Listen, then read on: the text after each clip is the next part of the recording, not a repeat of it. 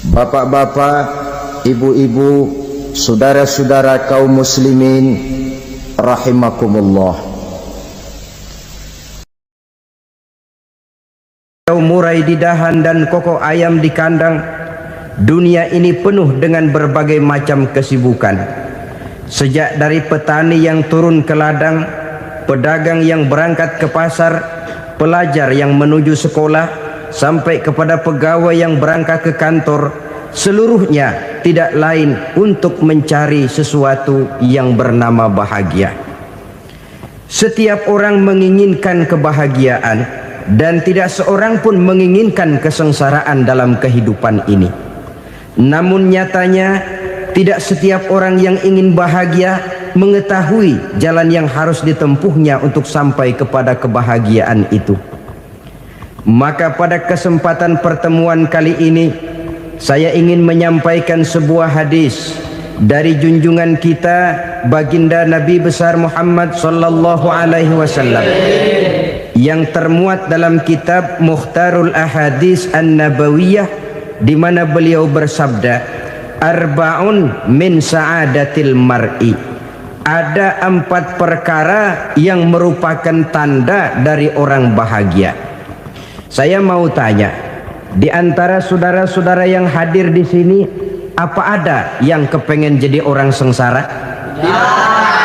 Seluruhnya tentu ingin mendapatkan kebahagiaan. Maka menurut resep dari Nabi kita, tanda orang bahagia itu 4. Jadi kalau saudara ingin bahagia, harus mempunyai 4 perkara ini. Yang pertama, orang bahagia itu kata Nabi, darun wasi'un. Punya rumah biar bagus asal gede. Enak ngaturnya, daripada sudah punya rumah kecil adanya di pinggir kali, gubuk, kalau hujan bocor miring lagi, kiamat. Loh, kalau gitu Islam materialis dong. Hadis ini boleh diartikan dengan makna hakiki, arti yang sebenarnya, boleh diartikan dengan makna majazi, arti kiasan. Kalau dia diartikan dengan arti kias, maka yang dimaksud darun wasi'un ay qalbun wasi'un. Rumah yang luas tidak lain daripada hati yang lapang. Karena di situ kunci kebahagiaan yang sebenarnya. Walaupun kita cuma tinggal di petak berukuran 2 kali 3 meter, kalau hati kita luas rasanya rumah itu. Tapi biar rumah kita halamannya saja puluhan ribu hektar, ada kolam renangnya, kamar tidurnya tidak lagi terhitung. Kalau hati yang menempati rumah itu sempit, maka akan terasa sempit jugalah rumah itu. Tempat bergantungnya tidak lain adalah hati. Marilah kita mencoba melihat berbagai pandangan orang tentang bahagia ini. Ada orang menyangka bahwa bahagia itu kalau dia mendapatkan harta yang sebanyak-banyaknya. Siapa yang banyak harta, dialah raja. Apa yang dia mau, seluruhnya bisa dibeli. Keamanannya, dia bisa menyewa petugas. Seluruh fasilitas untuk menyenangkan kehidupannya bisa dibeli. Pendeknya, hartalah segala-galanya dalam kehidupan. Sampai ada pepatah mengatakan, innad darahima fil amakini kulliha taksur rijala mahabatan wa jalala. Sesungguhnya harta, dinar, dirham, uang di mana-mana selalu bikin hebat orang yang memilikinya. Coba lihat, orang yang punya duit sama yang enggak punya duit, jangan gaya hidupnya, gaya jalannya aja lain. Wahia lisanun liman arada fasahatan, wahia silahun liman arada qitala. Uang adalah senjata yang paling ampuh bagi orang yang mau pergi perang, dan lidah yang paling fasih bagi orang yang mau bicara. Kalau bicara dengan lidah macet, cobalah bicara dengan harta, lancar. Sampai ada pepatah demikian, segalanya bisa diatur dengan harta. Maka di kalangan orang yang berpandangan semacam itu, seluruh kegiatan hidupnya hanya terfokus kepada bagaimana mengumpulkan harta yang sebanyak-banyaknya. Tidak peduli halal haram, tidak kenal sore pagi siang dan malam, tidak sempat sujud, jauh dari agama, jauh dari kehidupan yang bersifat ruhaniyah, jauh dari Allah dan sebagainya. Sampai dalam Al-Quran dikelompokkan dalam kelompok yang dinamakan lumazah. Allazi jama'a malahu wa 'addadah yahsabu anna malahu akhladah. Mereka mengumpul-ngumpulkan harta sebanyak-banyaknya dan menyangka bahwa harta yang banyak itu dapat mengekalkan hidupnya, mengekalkan kekayaannya, mengekalkan kebahagiaannya. Saudara hadirin yang berbahagia, kalau pandangan hidup ini benar, artinya kalau harta memang merupakan satu-satunya hal yang dapat membuat orang bahagia, tentu di rumah mewah tidak akan pernah ada tangis derita. Tentu di satu tempat di mana fasilitas hidup serba menunjang tidak ada yang namanya penderitaan. Tapi suka dan duka, sedih dan gembira, senyum dan tawa adalah milik setiap orang, baik dia punya harta maupun dia tidak punya harta.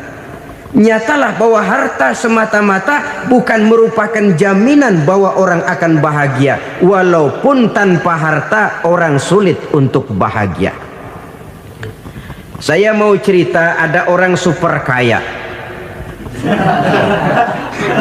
namanya Aristotle Onesimus, raja tanker Yunani.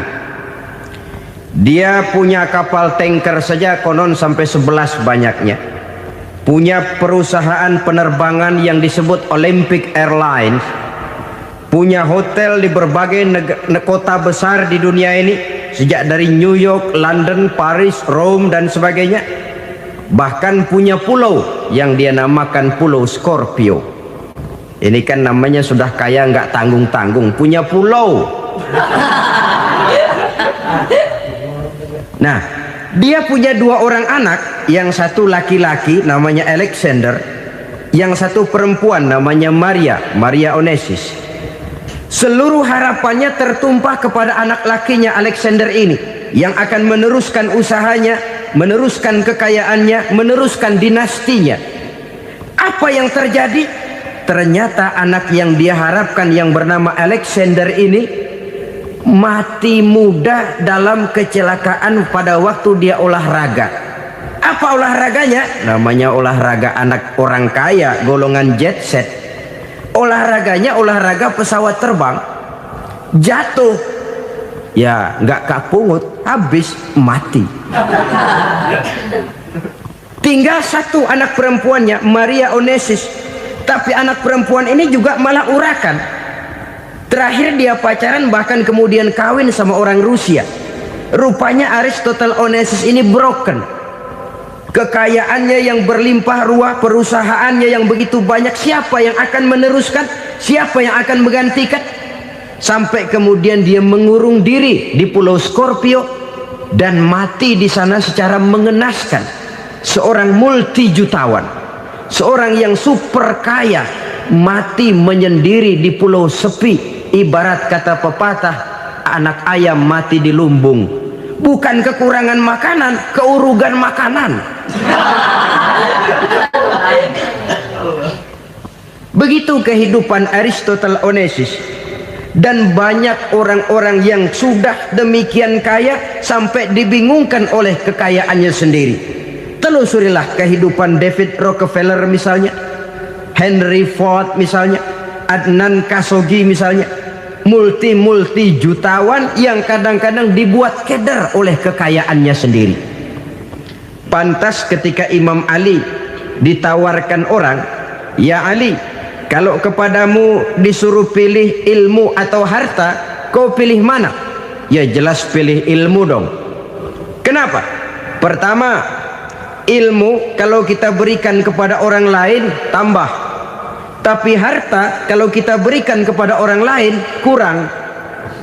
Saudara punya uang 10.000, dibagi orang 5.000, jelas uang saudara berkurang.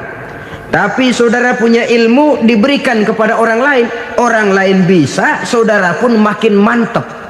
Tidak lantas jadi bodoh karena ngajarin orang. Saudara bisa Fatihah lalu mengajarkan orang Fatihah. Orang bisa, saudara pun makin hafal. Tidak lantas setelah diajarin orang ilmunya hilang. Begitu datang dia minta orang, tolong ajarin saya Fatihah, udah habis, nggak ada.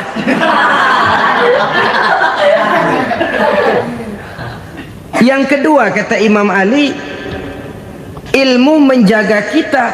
Kalau harta kita yang harus jaga. Makin banyak ilmu makin terpelihara diri seharusnya.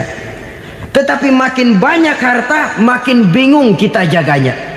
Sampai kadang-kadang kalau perlu seluruh keliling rumah dipasangi alarm. Belum cukup disewakan anjing besar-besar, pasang di depan pintu, awas anjing galak. Masih belum cukup juga cari centeng tukang-tukang kepruk jaga rumah. Masih terasa belum aman padahal rumahnya dikelilingi tembok besar. Di balik tembok ada pintu-pintunya tebal. Di balik pintu itu terbuka masuk kamar, kamar pun ada pintunya, pintunya pun kuat. Masuk ke dalam kamar ada lemari, lemarinya pun pintunya kuat, dikunci, kuncinya pun kuat. Tapi terhadap seluruhnya yang timbul cuma sekedar was-was saja. Kesimpulannya sekali lagi, tanpa harta orang memang sulit untuk bahagia. Tapi harta semata-mata tidak merupakan jaminan orang akan bahagia. Dengan hati yang luas itu modal utama untuk mencapai kebahagiaan hidup. Orang yang hatinya luas, saudara-saudara, punya hati yang lapang, melihat kenyataan hidup ini, dia bersyukur senantiasa kepada Allah. Lantas tidak timbul hasud dan iri hatinya. Oleh karena itu jiwanya selalu lapang. Kalau tidak, cupik hati namanya, dangkal pandangan, tidak senang melihat orang lain dapat nikmat, dan itu sering dijadikan contoh. Kalau orang yang lapang dada, dia lihat tetangganya beli TV baru, dia berkata, alhamdulillah ya, tetangga kita beli TV, mudah-mudahan kita bisa ikut nonton. Lapang dadanya. Tapi orang yang sempit hati, lihat tetangga beli televisi, meriang. Enggak dia apa-apain, meriang. Besoknya dengar tetangga beli motor, makin sakit, ke rumah sakit. Lalu di rumah sakit dengar tetangganya beli mobil, mati. Disiksa oleh perasaannya sendiri. Orang kalau hati sudah sempit dalam hidup, kemanapun dia pergi, sempit rasanya medan kehidupannya. Kemudian kita melihat juga ada orang yang menilai bahwa bahagia itu katanya kalau punya kedudukan yang tinggi, pangkat yang agung, wibawa yang besar. Mungkin betul, tapi mungkin juga tidak. Bergantung kepada hati orang yang punya pangkat itu.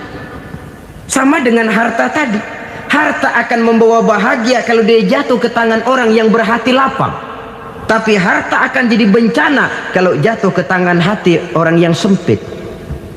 Pangkat akan membawa bahaya kalau jatuh di tangan hati orang yang sempit. Lebih dari itu, kenyataan mengajarkan kepada kita bahwa ternyata pangkat dan jabatan tidak selamanya memberikan kebahagiaan dalam kehidupan. Bahkan resikonya kelewat besar. Beberapa bukti kita bisa ambil dari para pemimpin dunia yang menjadi korban lantaran pangkat dan jabatan yang disandangnya. Saudara ingat Presiden Abraham Lincoln dan John Kennedy dari Amerika? Dibunuh orang. Park Chung-hee dari Korea Selatan, Ziaur Rahman dari Bangladesh, Anwar Sadat dari Mesir, terakhir Indira Gandhi dari India, menjadi korban dari pangkat dan jabatan yang disandangnya dari orang-orang yang tidak senang dia memegang jabatan itu. Dia akan mudah mengundang bencana, sehingga pantas kalau seorang presiden terkemuka Amerika, Harry Truman namanya, dia mengatakan jabatan presiden itu, kata dia, seperti orang nunggang macan, naik macan. Harus kita taiki, kalau enggak dia bakal nerekam kita, ngeri katanya. Adapun orang yang hatinya lapang, kalau dia menerima pangkat dan jabatan, dianggapnya itu satu kesempatan untuk berbuat baik. Tapi orang yang berhati sempit, menerima pangkat dan jabatan, bukan kadang-kadang menerima, malah berusaha setengah mati mencapai dengan segala cara. Kalau perlu jilat atas, jilat atas. Jadi golongan sumuhun dawu. Jadi kelompok kulon nuwun, yes sir, yang kerjanya cuma oke bos. Kalau perlu jilat atas, jilat atas. Kalau perlu injak yang bawah, injak yang bawah. Perlu sikut kiri kanan, sikut kiri kanan. Yang penting pangkat dapat, jabatan dapat. Orang yang semacam ini, kalau sudah mempunyai pangkat dan jabatan, biasanya dia tidak menganggap itu sebagai amanah, tidak menganggap sebagai kesempatan berbuat baik, tapi malah kesempatan untuk memperturutkan hawa nafsunya yang dilatar belakangi oleh kesempitan hatinya tadi. Apalagi kalau orang memperoleh pangkat karena banyak mengeluarkan uang. Seakan-akan pangkat dan jabatan itu sekarang macam proyek, pakai tender. Siapa yang berani bayar segini naik, nggak berani minggir. Padahal logikanya, kalau orang mencapai satu jabatan karena banyak mengeluarkan uang, hampir bisa dipastikan bahwa setelah jabatan itu dia pegang, langkah pertama yang akan dilakukannya ialah berusaha bagaimana uang yang dia keluarkan supaya kembali. Ya paling kurang pulang modal dulu dong. Soal mikirin rakyat soal nanti, tapi ini modal harus pulang.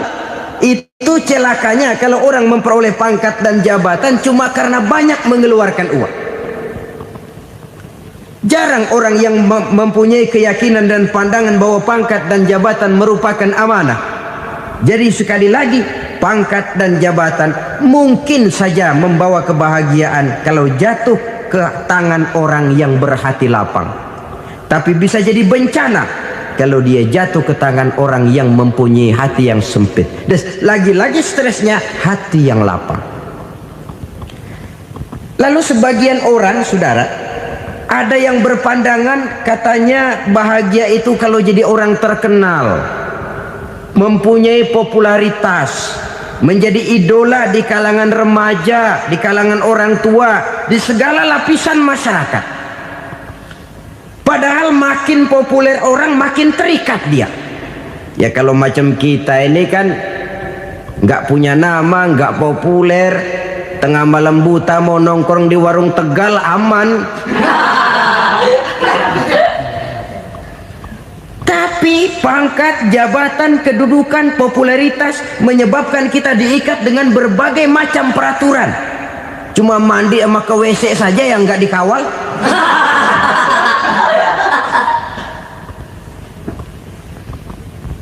Benarkah popularitas, ketenaran membawa kebahagiaan? Mungkin ya, tapi mungkin juga tidak. Kenapa? Banyak orang-orang populer yang mengakhiri hidupnya secara tragis. Kita ambil beberapa nama. Di Amerika tahun 60-an ada bintang seksi paling terkenal yang dijuluki seks bom, bom seks. Sampai sekarang jadi legenda, namanya Marilyn Monroe. Singkatan doublenya itu inisialnya MM, Marilyn Monroe. Terkenal top sampai dia mati tahun 62, namanya sekarang masih saja dibicarakan orang. Kenapa dia bunuh diri? Tidak punya hartakah dia? Banyak. Kurang populerkah dia? Seluruh dunia mengenalnya. Sejak rakyat kecil sampai pejabat tinggi dia punya hubungan. Kenapa? Jenuh. Dia terlahir dalam keadaan yatim. Setelah itu tidak lama dia berangkat remaja, ibunya meninggal. Pindah dari wanita asuh ke wanita asuh sampai 12 orang ibu angkatnya. Dan kekecewaan yang paling parah, setiap laki-laki yang dekat dengannya hanya seperti kapal berlabuh, datang dan pergi silih berganti, padahal dia merindukan seseorang yang bisa melindungi hidupnya. Dia rindukan itu dan dia tidak pernah menemukan. Itu yang akhirnya menyebabkan dia minum pil tidur kelewat dosis, minum obat tidur kebanyakan, ya tidur terus sampai sekarang.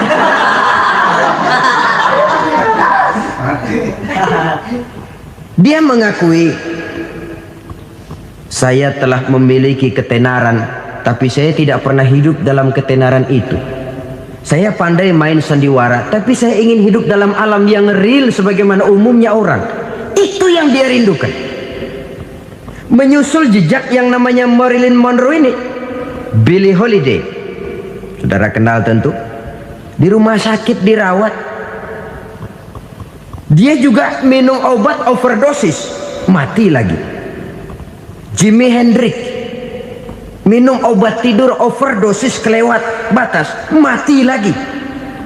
Lalu yang menghanyutkan diri di danau, Janis Joplin dan Brian Jones. Ini orang-orang populer, orang-orang terkemuka yang mengakhiri hidup secara tragis, bukan karena tidak terkenal, mungkin karena sudah saking terkenalnya. Contoh paling belakangan, Bruce Lee. Wah, ini tukang-tukang kepruk tentu kenal siapa dia. Sampai sekarang pun tabir kematiannya masih merupakan misteri. Dan yang masih hidup juga menunjukkan gejala yang aneh. Michael Jackson, rumahnya di Beverly Hills itu dijaga sedemikian rupa, dan dia selalu curiga kepada setiap makanan harus steril, bersih dari segala macam kimia. Kemana dia pergi, itu tukang-tukang kepruk sudah selalu menjaga dan mengawal, dan dia seakan takut menunjukkan mukanya yang asli. Hingga kalau tampil ke tengah di luar show, dia kadang memakai pakaian yang tidak menunjukkan dia yang sebenarnya, takut dikenali orang. Ternyata popularitas sering jadi momok yang meracuni kehidupan manusia. Oleh karena itu, benarlah junjungan kita pada saat beliau mengajarkan orang akan bahagia kalau dia mempunyai hati yang lapang. Nah, sekarang masalahnya untuk mendapatkan hati yang lapang, caranya bagaimana? Kita kembali kepada konsep Quran. Allah mengajarkan, ala inna bi dzikrillahi tatmainnul qulub. Ketahuilah bahwa dengan banyak mengingat Allah, hati akan tenang, jiwa akan lapang. Dengan kata lain, dekat dengan agama, merasakan kehadiran Allah dekat dalam hidup. Itu muara pertama untuk mencapai hati yang lapang. Ala inna bi dzikrillahi tatmainnul qulub. Jangan macam orang sekarang ingin mendapatkan ketenangan lalu tapak di puncak gunung, di gua-gua, di tempat sepi. Iyalah kalau nggak ada ular. Kalau tergigit ular berbisa, ketenangan belum, mati jelas itu. Islam positif untuk mendapatkan ketenangan. Ala inna bi dzikrillahi tatmainnul qulubi. Bahwa ketahuilah bahwa dengan banyak mengingat Allah, hati akan tenang, jiwa akan lapang, nuansa pikiran akan luas. Karena yang namanya bahagia ada dimanapun manusia berada.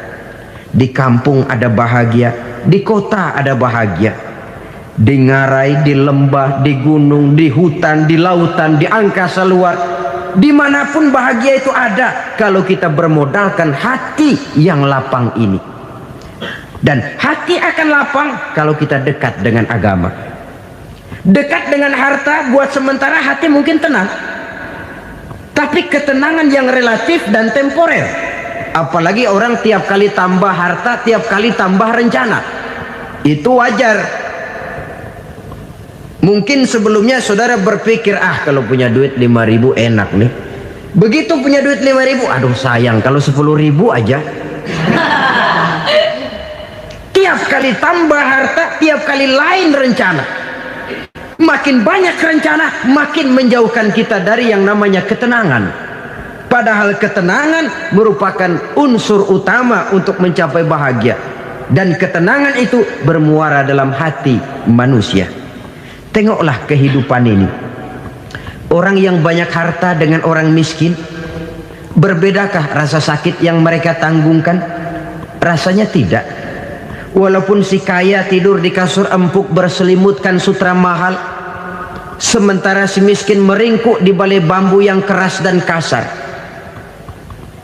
Apabila maut datang, dia juga tidak pernah pilih bulu. Maut datang menjemput si kaya di singgasana keemasannya, dikelilingi oleh para pengasuh, dayang dan inang serta para pengawal. Dan maut pun datang menjemput si miskin papa, sehingga ia tergelepar di tepian jalan. Kedua-duanya bernama mati. Kalau nyata bahwa sakit yang ditanggung si kaya tidak beda dengan sakit yang ditanggung si miskin, bukan harta semata yang membuat orang bahagia. Hati yang tenang, jiwa yang lapang penuh kedamaian karena banyak berzikir dan mengingat Allah, itu merupakan modal utama untuk mencapai sesuatu yang bernama bahagia.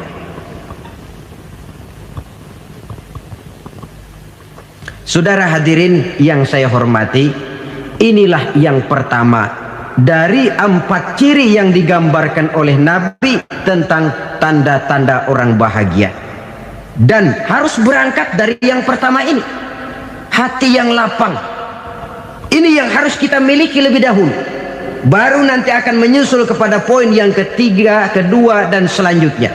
Sebab kalau hati sudah terisi dengan jiwa yang lapang, seluruh persoalan insya Allah akan bisa kita atasi dengan sebagaimana mestinya. Yang kedua sekarang, tanda orang bahagia menurut baginda Nabi, markabun syariah.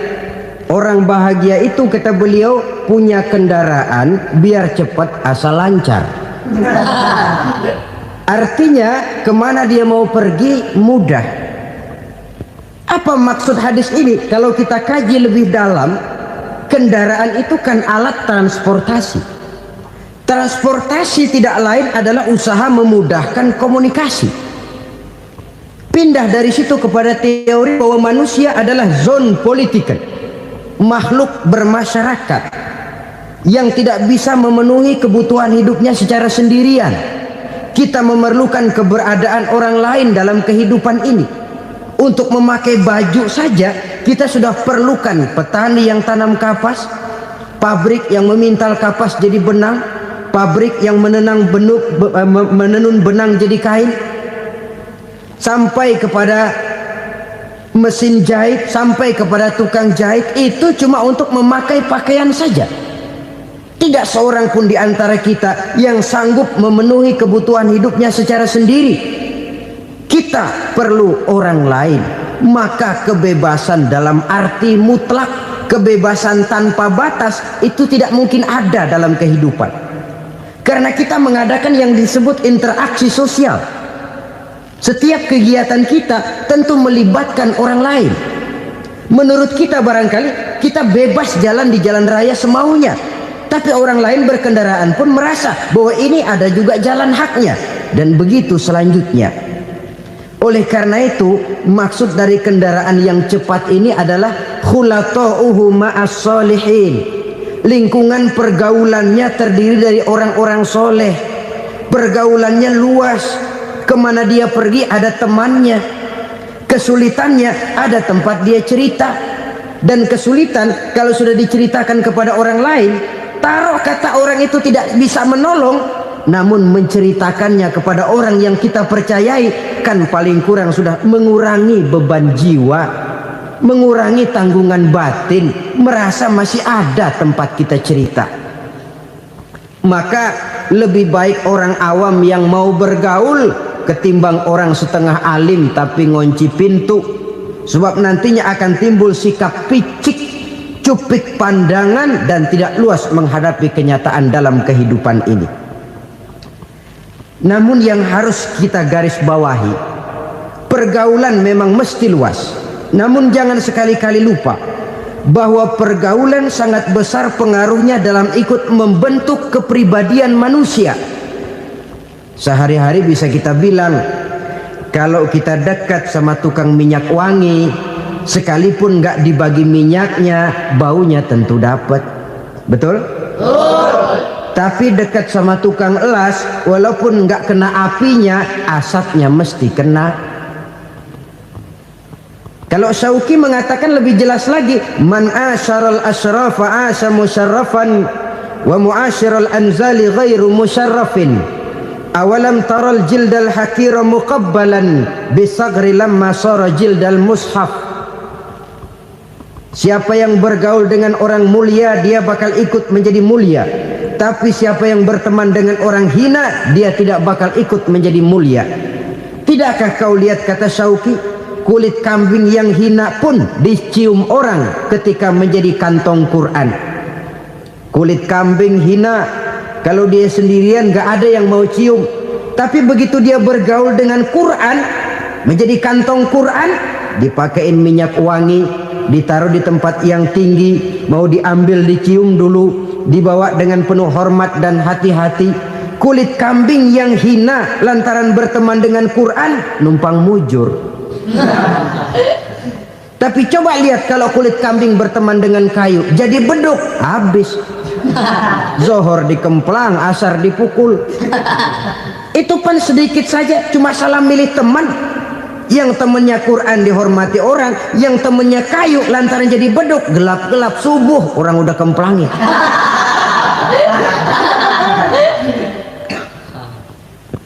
Maka terutama kepada adik-adik remaja yang masih mencari identitas diri, yang ibarat kaset masih kaset kosong, mudah diisi oleh apapun, pandai-pandailah memilih teman dalam bergaul.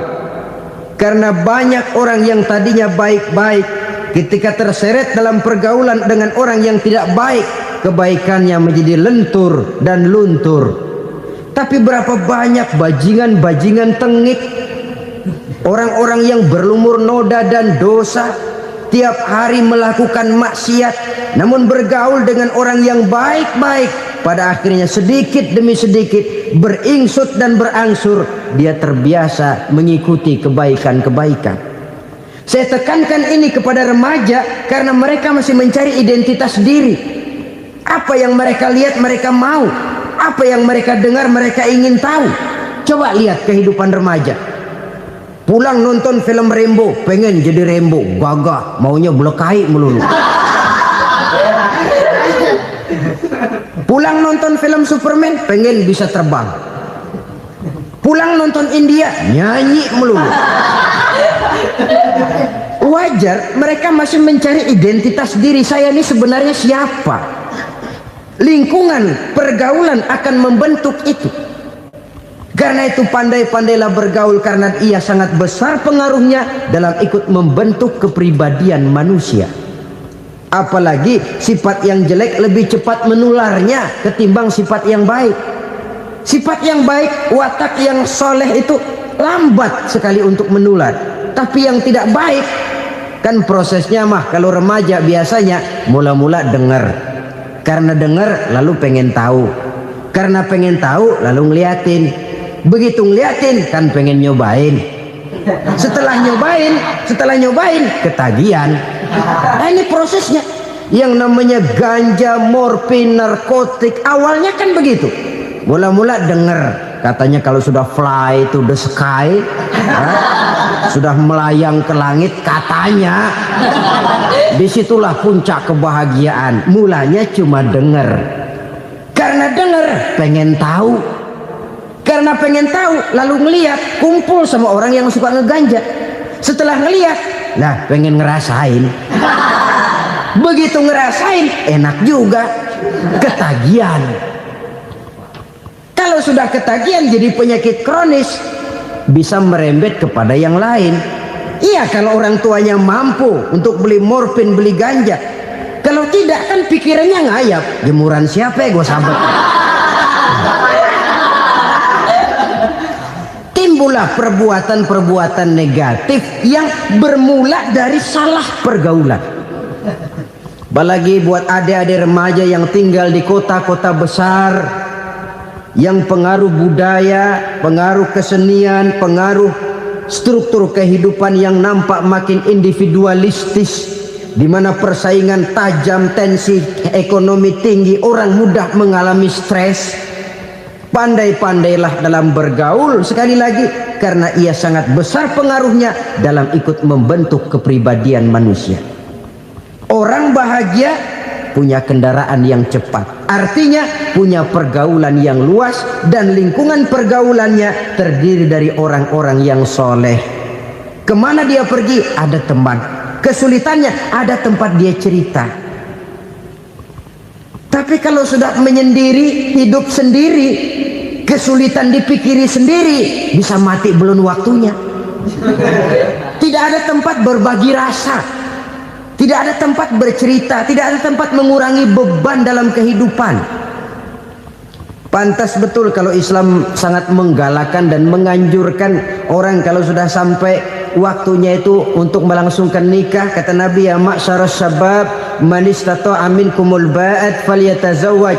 Hai para pemuda, kalau sudah mampu memberi nafkah, kawinlah, nikahlah kamu. Kenapa? Sudah ada teman hidup, tempat berbagi rasa. Kesulitan kalau ada tempat cerita akan lebih ringan ketimbang kita telan sendiri, walaupun bobot kesulitannya sama beratnya. Saudara-saudara kaum muslimin rahimakumullah, inilah ciri yang kedua, punya kendaraan biar cepat asal lancar. Kemana kita mau pergi gampang. Dengan kata lain, setelah hati yang luas, pergaulan yang luas. Dua. Yang ketiga sekarang, tanda orang bahagia itu menurut Nabi, misbahun mudhi'un, punya lampu yang terang. Oh, itu enggak problem. Sekarang sudah zamannya listrik masuk desa, Pak. Lampu sudah terang semua. Betul, kalau itu yang dimaksud. Tapi tidak cuma itu. Karena lampu yang dimaksud di sini, lampu yang akan menerangi seluruh perjalanan hidup. Dan perjalanan hidup itu sudah dimulai sejak kita terlahir ke alam ini sampai masuk ke alam barzah, kumpul di padang mahsyar sampai ke akhirat. Lampu yang menerangi itu yang diperlukan. Kalau lampu, katakanlah yang paling top sekarang kan lampu jenis Mercury. Taruhlah itu di rumah kita, dia cuma menerangi rumah kita, menerangi hati pun tidak sanggup. Bila kita masuk ke alam barzah, alam kubur, sanggupkah si Mercury yang begitu terang menerangi alam barzah kita? Tidak sanggup lagi. Sanggupkah lampu yang ratusan watt, bahkan puluhan ribu watt menerangi kehidupan di padang mahsyar? Tidak akan sanggup lagi. Kalau demikian, yang dimaksud lampu yang terang di sini apa? Tidak lain amal soleh, kebajikan yang kita lakukan dalam hidup. Itu yang akan jadi lampu penerang. Di dunia nama kita akan terang. Jasad kita boleh hancur terkubur tanah, tapi nama kita akan dikenang orang. Begitulah kalau orang meninggalkan kebajikan dalam hidup seperti sekarang. Ribuan orang tiap saat berziarah ke kubur Imam Syafi'i, ke kubur Imam Malik, ke kubur Imam Ghazali, ke kubur orang yang baik-baik, orang yang soleh-soleh.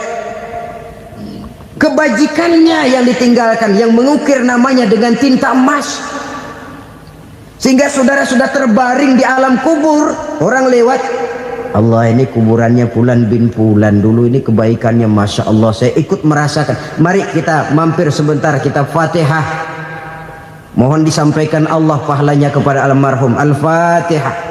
Itu kalau orang baik-baik.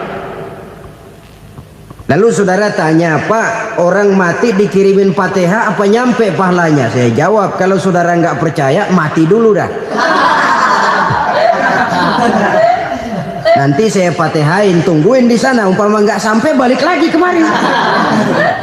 Sekarang ini kan maunya otak-otakan saja. Kalau nggak masuk otak, nggak percaya. Padahal alam gaib itu nggak bisa diotak-otakin. Sama saja dengan saudara pernah dengar cerita kapal tanpa emas tenggelam kan? Pernah nggak? Di mana? Ya, di laut Masalembo. Begitu ketampung Mas tenggelam, ratusan penumpang itu terjun ke laut, dipermainkan gelombang, berjuang menghadapi maut itu. Orang lagi timbul tenggelam di lautan, dihantam ombak, kita tengokin pakai helikopter. Pak, lagi timbul tenggelam ya? Iya, tolongin. Jangan khawatir Pak, nih saya kirim intan Pak, harganya 10 juta. Kira-kira orang yang timbul tenggelam di laut seneng nggak? Tidak. Kan mahal toh intan 10 juta. Kenapa dia nggak senang? Karena intan 10 juta dalam kondisi seperti itu tidak sanggup menyelamatkan dia. Dia akan girang kalau dikirimin ban mobil bekas, dikirimin papan terentang atau bambu. Intan yang 10 juta dia nggak girang, ban mobil bekas yang 1000 perak tuh pegang, itu yang dia girang betul.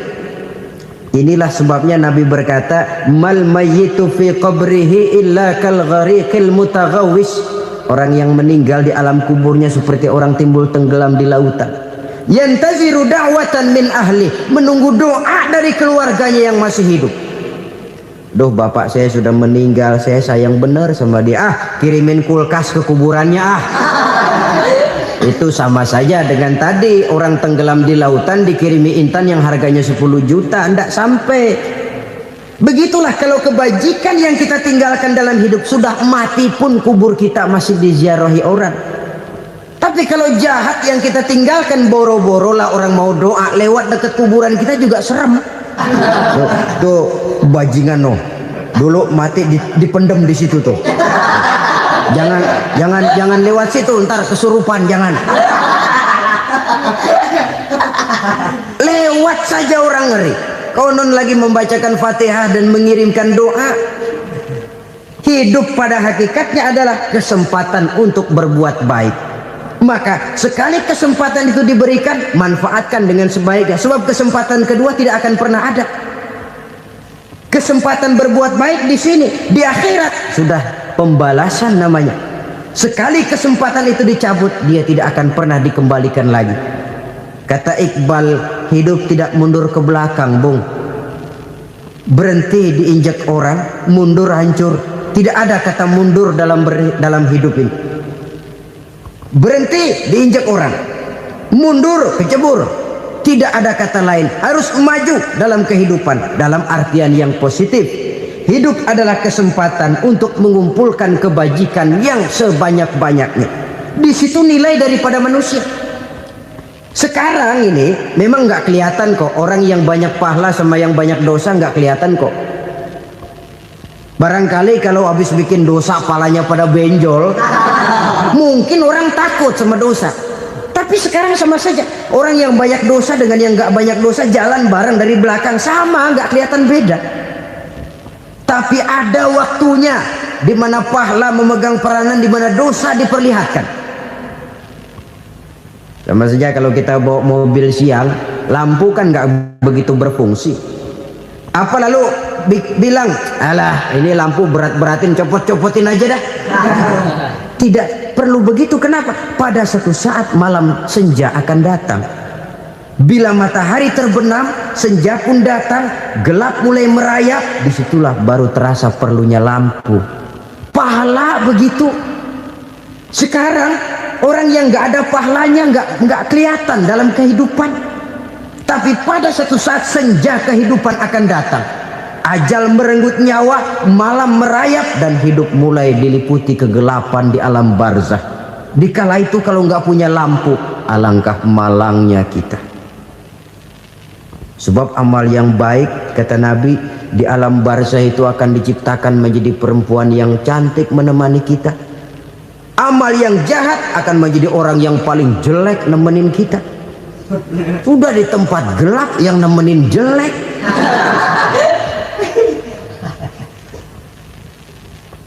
Kaum muslimin rahimakumullah. Kalau demikian masalahnya, tergantunglah kita pandai memanfaatkan waktu. Al-waktu kasayf, waktu itu cepat sekali. Yang namanya waktu itu tahu-tahu. Tahu-tahu udah tahun 87. Tahu-tahu udah begitu. Tahu-tahu yang kemarin anak-anak, sekarang udah pada punya anak. tahu-tahu saja itu. Begitu cepat waktu berlalu. Kalau tidaklah pandai kita memanfaatkannya, akan rugi kita. Nabi bersabda, "Man kana yaumuhu khairun min amsihi fahuwa rabih." Barang siapa yang hari ini lebih baik daripada hari kemarin, itu orang untung. Hari ini lebih baik daripada kemarin. Bulan ini lebih baik dari bulan kemarin. Tahun ini lebih baik dari tahun kemarin. Itu orang yang beruntung. Tahun kemarin sembayangnya maghrib doang, sekarang udah tambah isya. Tahun kemarin cuman Idul Fitri aja ngancem bener, sekarang udah tambah Jumat, lalu tambah lagi maghrib, tambah lagi isya, dan selanjutnya. Hari ini lebih baik daripada kemarin, itu orang yang beruntung. Wa man kana yaumuhu mislu amsihi fahuwa khasir. Lalu barang siapa yang hari ini sama saja dengan hari kemarin, itu orang rugi. Hari ini sama dengan kemarin, rugi itu. Bulan ini begitu, bulan kemarin begitu, tahun ini begitu, tahun lalu juga begitu. Rugi itu orang.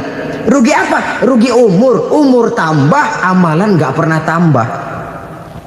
Dan saya pikir lebih merupakan azab ketimbang nikmat kalau orang dikasih panjang umur cuma untuk numpuk dosa. Mending mana? Panjang umur banyak dosa sama pendek umur dikit dosa? Mending mana? Mending mana? Ya, paling mending tentu panjang umur banyak pahala. Tapi kalau tidak, sekali lagi, lebih merupakan azab ketimbang nikmat kalau orang diberikan panjang umur tapi cuma untuk sekedar menumpuk dosa. Kehilangan kesadaran bahwa dunia bukan terminal akhir dari satu perjalanan. Dia cuma halte di mana kita berhenti sebentar untuk menuju kepada terminal yang hakiki. Saudara-saudara kaum muslimin rahimakumullah, inilah lampu yang akan menerangi kehidupan. Amal yang kita lakukan di dalam kehidupan. Jadi yang dimaksud dengan lampu yang terang, kebajikan yang kita kerjakan dalam hidup. Nah, setiap orang di awal tadi saya bilang ingin bahagia. Bahagia itu kan hakikatnya kumpulan senang dan selamat. Senang, selamat. Apa bedanya? Senang tapi tidak selamat, nggak bahagia. Selamat tapi nggak senang, nggak bahagia orang. Contoh, kalau orang korupsi, duitnya banyak, senang dia, tapi keselamatannya. Ada tentara baris di samping rumahnya udah bingung, padahal tentara latihan. Tentara cuma latihan, dia bingung. Senang, tapi karena keselamatannya tidak terjamin, dia tidak bahagia. Sebaliknya pegawai negeri jujur benar, cuma segaji-gajinya, selamat nggak korupsi, tapi melarat, ya nggak bahagia juga, kurang senang. Kesenangan dan keselamatan untuk dunia saja, ya sekali lagi, kalau cuma sekedar untuk dunia saja, bisa dibeli pakai uang. Bisa dibeli pakai uang. Saudara ingin selamat, bisa dibeli pakai uang. Saudara ingin senang, bisa dibeli dengan uang. Tapi setelah mati masuk ke alam barzah, habis kekuasaan uang. Nggak bisa lagi beli keselamatan pakai uang, tidak mungkin lagi membeli kesenangan dengan uang. Di situ pahala yang megang peranan. Makin banyak pahala, makin banyak saham untuk membeli kesenangan dan keselamatan, untuk memperoleh yang namanya bahagia. Dan jangan lupa loh, di alam barzah kita nggak sebentar, menunggu datangnya kiamat. Loh iya, kalau kita begitu dikuburin terus kiamat datang, untung. Tapi kalau masih harus 1000, 2000, puluhan ribu tahun yang akan datang, dalam satu penantian yang begitu lama, tanpa saham untuk memperoleh kebahagiaan, satu kemalangan yang tidak ada pernah putus-putusnya. Janganlah tergelincir oleh kebahagiaan sebentar yang menipu dengan mengorbankan kebahagiaan hakiki yang berjangka panjang. Apa artinya senyum sejenak kalau harus ditebus dengan tangis seumur hidup? Biarlah kita minum jamu, pahit memang, getir memang, tapi kan besok badan sehat. Daripada sekarang minum sirup, manis memang, enak memang, tapi bibir pada jontor besok. sirawan, batuk, nggak karu-karuan. Banyak orang tertipu oleh kesenangan yang sebentar, padahal laisa kullu ma yalma'u zahaban. Belum tentu semua yang berkilat itu emas, belum tentu semua yang gemerlap itu intan. Karena itu marilah manfaatkan kesempatan yang diberikan Allah ini untuk mengumpulkan kebajikan yang sebanyak-banyaknya. Yang terakhir sekarang, yang keempat, tanda orang bahagia kata Nabi. Zaujatun salihah. Orang bahagia itu tanda yang keempat kata Nabi, punya istri biar cakep asal taat. Sudah surga itu sudah. Cakep taat. Istri kayak gitu, kalau belum mati jangan dikuburin dulu itu. Sudah cakep taat lagi, tapi kadang-kadang enggak, udah jelek ngadat melulu. Apa yang mau dipilih? Sebab itu Quran mengatakan istri pakaian untuk suami, suami pakaian untuk istri. Kenapa suami istri diibaratkan pakaian? Alangkah tingginya gaya bahasa Quran ini. Suami istri teman hidup, hidup perjalanan panjang. Sejak kita dalam rahim sudah ada hidup kan di sini. Sampai ke alam dunia, masuk ke alam barzah, kumpul di padang mahsyar, sampai menuju akhirat, itu perjalanan hidup. Carilah istri atau suami teman hidup yang membawa manfaat tidak hanya kehidupan di dunia ini, sampai di alam barzah, sampai di padang mahsyar. Suaminya mungkin meninggal lebih dulu atau istrinya mungkin meninggal lebih dulu, tapi suami atau istri yang masih hidup berbuat kebajikan. Suami saya meninggal, ada hartanya, saya sedekahkan, niat pahala untuk almarhum suami saya. Ini teman hidup,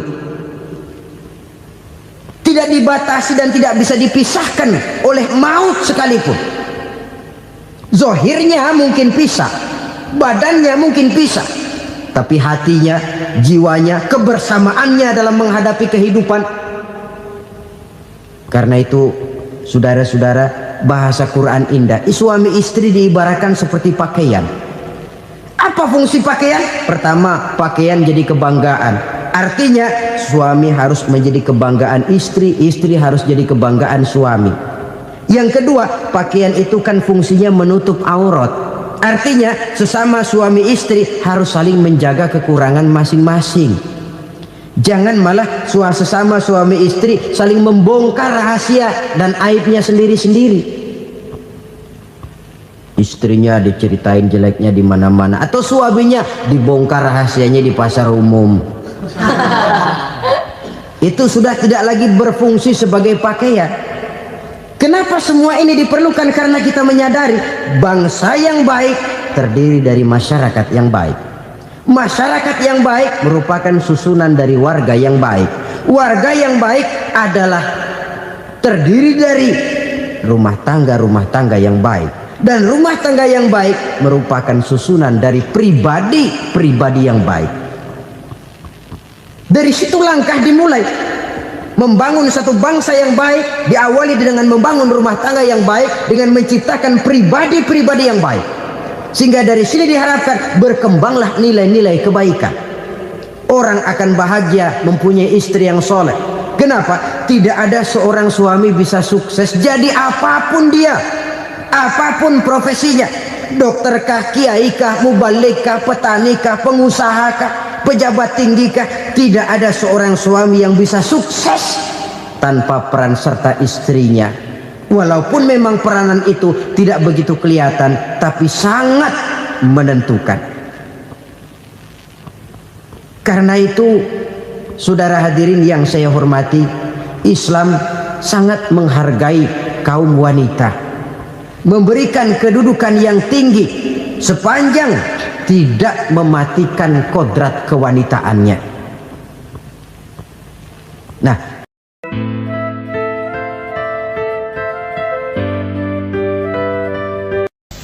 bapak-bapak, ibu-ibu, saudara-saudara kaum muslimin rahimakumullah.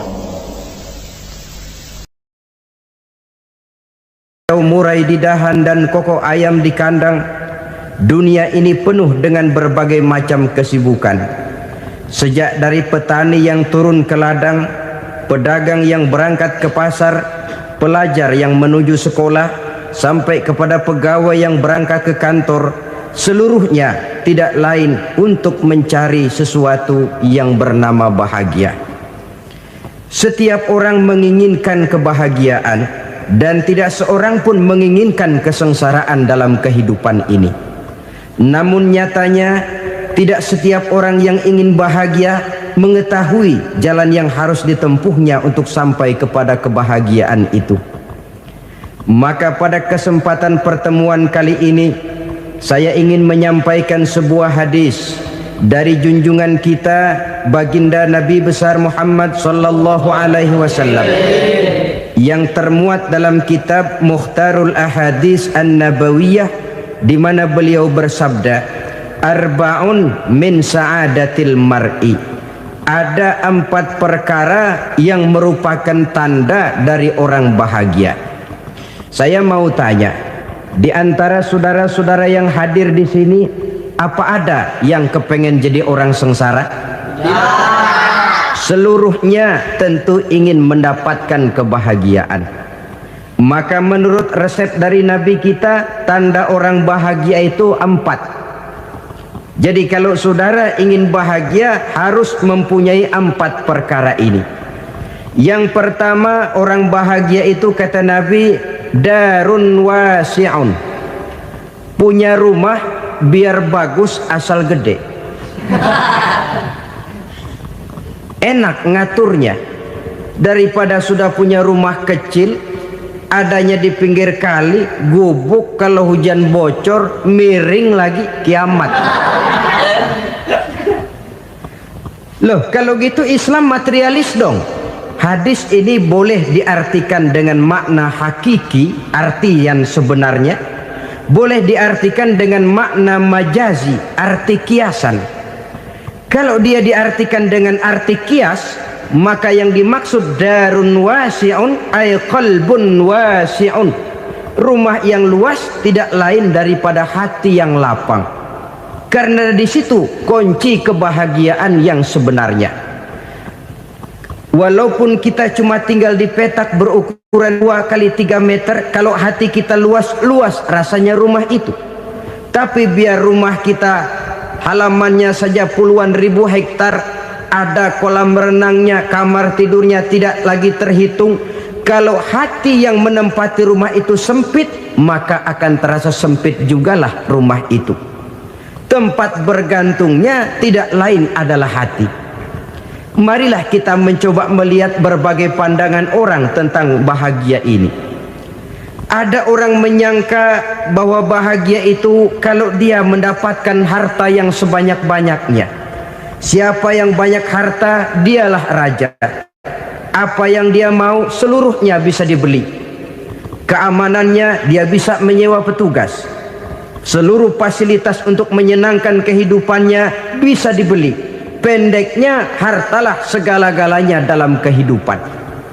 Sampai ada pepatah mengatakan, innad darahima fil amakini kulliha taksur rijala mahabatan wa jalala. Sesungguhnya harta, dinar, dirham, uang di mana-mana selalu bikin hebat orang yang memilikinya. Coba lihat, orang yang punya duit sama yang enggak punya duit, jangan gaya hidupnya, gaya jalannya aja lain. Wahia lisanun liman arada fasahatan, wahia silahun liman arada qitala. Uang adalah senjata yang paling ampuh bagi orang yang mau pergi perang, dan lidah yang paling fasih bagi orang yang mau bicara. Kalau bicara dengan lidah macet, cobalah bicara dengan harta, lancar. Sampai ada pepatah demikian, segalanya bisa diatur dengan harta. Maka di kalangan orang yang berpandangan semacam itu, seluruh kegiatan hidupnya hanya terfokus kepada bagaimana mengumpulkan harta yang sebanyak-banyaknya. Tidak peduli halal haram, tidak kenal sore pagi siang dan malam, tidak sempat sujud, jauh dari agama, jauh dari kehidupan yang bersifat ruhaniyah, jauh dari Allah dan sebagainya, sampai dalam Al-Quran dikelompokkan dalam kelompok yang dinamakan lumazah. Allazi jama'a malahu wa 'addadah yahsabu anna malahu akhladah. Mereka mengumpul-ngumpulkan harta sebanyak-banyaknya dan menyangka bahwa harta yang banyak itu dapat mengekalkan hidupnya, mengekalkan kekayaannya, mengekalkan kebahagiaannya. Saudara hadirin yang berbahagia, kalau pandangan hidup ini benar, artinya kalau harta memang merupakan satu-satunya hal yang dapat membuat orang bahagia, tentu di rumah mewah tidak akan pernah ada tangis derita. Tentu di satu tempat di mana fasilitas hidup serba menunjang tidak ada yang namanya penderitaan. Tapi suka dan duka, sedih dan gembira, senyum dan tawa adalah milik setiap orang, baik dia punya harta maupun dia tidak punya harta. Nyatalah bahwa harta semata-mata bukan merupakan jaminan bahwa orang akan bahagia, walaupun tanpa harta orang sulit untuk bahagia. Saya mau cerita, ada orang super kaya, namanya Aristotle Onesimus, raja tanker Yunani. Dia punya kapal tanker saja konon sampai 11 banyaknya.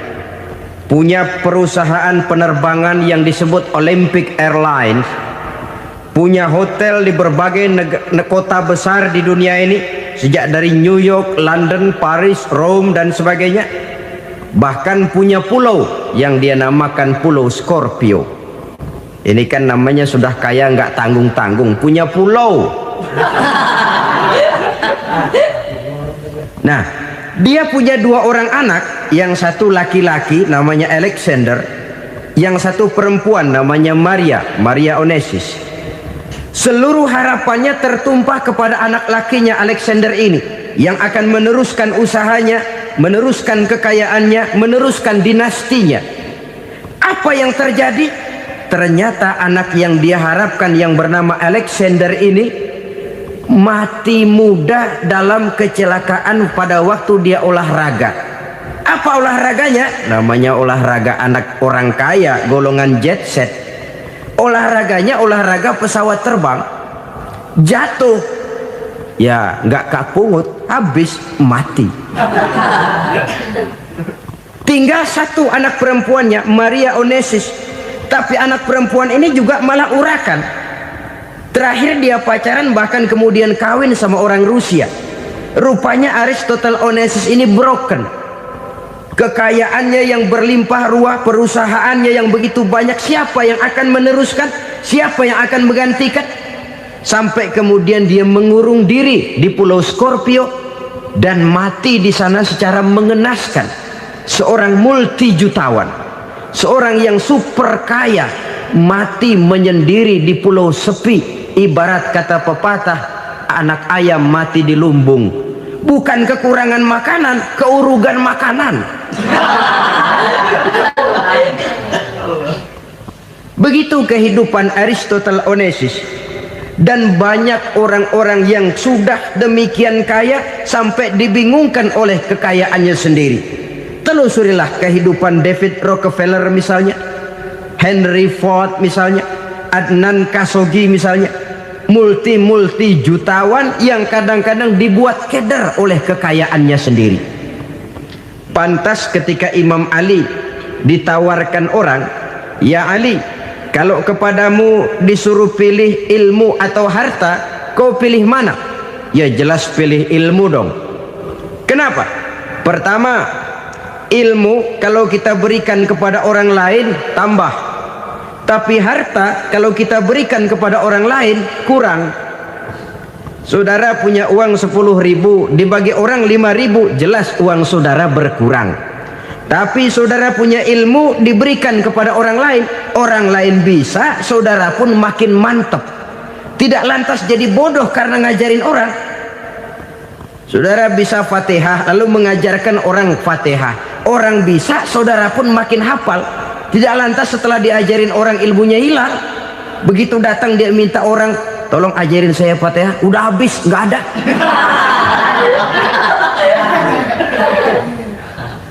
Yang kedua kata Imam Ali, ilmu menjaga kita. Kalau harta kita yang harus jaga. Makin banyak ilmu makin terpelihara diri seharusnya. Tetapi makin banyak harta makin bingung kita jaganya. Sampai kadang-kadang kalau perlu seluruh keliling rumah dipasangi alarm. Belum cukup disewakan anjing besar-besar, pasang di depan pintu, awas anjing galak. Masih belum cukup juga, cari centeng tukang-tukang kepruk jaga rumah. Masih terasa belum aman, padahal rumahnya dikelilingi tembok besar. Di balik tembok ada pintu-pintunya tebal. Di balik pintu itu terbuka masuk kamar, kamar pun ada pintunya, pintunya pun kuat. Masuk ke dalam kamar ada lemari, lemarinya pun pintunya kuat, dikunci, kuncinya pun kuat. Tapi terhadap seluruhnya yang timbul cuma sekedar was-was saja. Kesimpulannya sekali lagi, tanpa harta orang memang sulit untuk bahagia. Tapi harta semata-mata tidak merupakan jaminan orang akan bahagia. Dengan hati yang luas, itu modal utama untuk mencapai kebahagiaan hidup. Orang yang hatinya luas, saudara-saudara, punya hati yang lapang, melihat kenyataan hidup ini, dia bersyukur senantiasa kepada Allah. Lantas tidak timbul hasud dan iri hatinya. Oleh karena itu jiwanya selalu lapang. Kalau tidak, cupik hati namanya, dangkal pandangan, tidak senang melihat orang lain dapat nikmat, dan itu sering dijadikan contoh. Kalau orang yang lapang dada, dia lihat tetangganya beli TV baru, dia berkata, alhamdulillah ya, tetangga kita beli TV, mudah-mudahan kita bisa ikut nonton. Lapang dadanya. Tapi orang yang sempit hati, lihat tetangga beli televisi, meriang. Enggak diapa-apain, meriang. Besoknya dengar tetangga beli motor, makin sakit, ke rumah sakit. Lalu di rumah sakit dengar tetangganya beli mobil, mati. Disiksa oleh perasaannya sendiri. Orang kalau hati sudah sempit dalam hidup, kemanapun dia pergi, sempit rasanya medan kehidupannya. Kemudian kita melihat juga ada orang yang menilai bahwa bahagia itu katanya kalau punya kedudukan yang tinggi, pangkat yang agung, wibawa yang besar. Mungkin betul, tapi mungkin juga tidak. Bergantung kepada hati orang yang punya pangkat itu. Sama dengan harta tadi. Harta akan membawa bahagia kalau dia jatuh ke tangan orang yang berhati lapang. Tapi harta akan jadi bencana kalau jatuh ke tangan hati orang yang sempit. Pangkat akan membawa bahaya kalau jatuh di tangan hati orang yang sempit. Lebih dari itu, kenyataan mengajarkan kepada kita bahwa ternyata pangkat dan jabatan tidak selamanya memberikan kebahagiaan dalam kehidupan. Bahkan resikonya kelewat besar. Beberapa bukti kita bisa ambil dari para pemimpin dunia yang menjadi korban lantaran pangkat dan jabatan yang disandangnya. Saudara ingat Presiden Abraham Lincoln dan John Kennedy dari Amerika? Dibunuh orang. Park Chung-hee dari Korea Selatan, Ziaur Rahman dari Bangladesh, Anwar Sadat dari Mesir, terakhir Indira Gandhi dari India, menjadi korban dari pangkat dan jabatan yang disandangnya dari orang-orang yang tidak senang dia memegang jabatan itu. Dia akan mudah mengundang bencana, sehingga pantas kalau seorang presiden terkemuka Amerika, Harry Truman namanya, dia mengatakan jabatan presiden itu, kata dia, seperti orang nunggang macan, naik macan. Harus kita taiki, kalau enggak dia bakal nerekam kita, ngeri katanya. Adapun orang yang hatinya lapang, kalau dia menerima pangkat dan jabatan, dianggapnya itu satu kesempatan untuk berbuat baik. Tapi orang yang berhati sempit, menerima pangkat dan jabatan, bukan kadang-kadang menerima, malah berusaha setengah mati mencapai dengan segala cara. Kalau perlu jilat atas, jilat atas. Jadi golongan sumuhun dawu. Jadi kelompok kulon nuwun, yes sir, yang kerjanya cuma oke bos. Kalau perlu jilat atas, jilat atas. Kalau perlu injak yang bawah, injak yang bawah. Perlu sikut kiri kanan, sikut kiri kanan. Yang penting pangkat dapat, jabatan dapat. Orang yang semacam ini, kalau sudah mempunyai pangkat dan jabatan, biasanya dia tidak menganggap itu sebagai amanah, tidak menganggap sebagai kesempatan berbuat baik, tapi malah kesempatan untuk memperturutkan hawa nafsunya yang dilatar belakangi oleh kesempitan hatinya tadi. Apalagi kalau orang memperoleh pangkat karena banyak mengeluarkan uang, seakan-akan pangkat dan jabatan itu sekarang macam proyek pakai tender. Siapa yang berani bayar segini naik, nggak berani minggir. Padahal logikanya, kalau orang mencapai satu jabatan karena banyak mengeluarkan uang, hampir bisa dipastikan bahwa setelah jabatan itu dia pegang, langkah pertama yang akan dilakukannya ialah berusaha bagaimana uang yang dia keluarkan supaya kembali. Ya paling kurang pulang modal dulu dong. Soal mikirin rakyat soal nanti, tapi ini modal harus pulang. Itu celakanya kalau orang memperoleh pangkat dan jabatan cuma karena banyak mengeluarkan uang. Jarang orang yang mempunyai keyakinan dan pandangan bahwa pangkat dan jabatan merupakan amanah.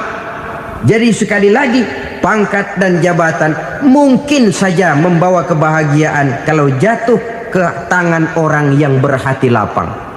Tapi bisa jadi bencana kalau dia jatuh ke tangan orang yang mempunyai hati yang sempit. Dan lagi-lagi stresnya hati yang lapang.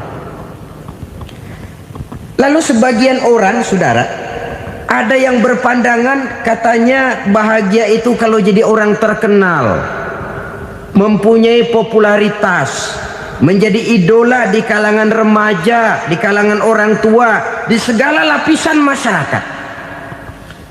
Padahal makin populer orang makin terikat dia. Ya kalau macam kita ini kan nggak punya nama, nggak populer, tengah malam buta mau nongkrong di warung Tegal aman. Tapi pangkat, jabatan, kedudukan, popularitas menyebabkan kita diikat dengan berbagai macam peraturan. Cuma mandi sama ke WC saja yang nggak dikawal.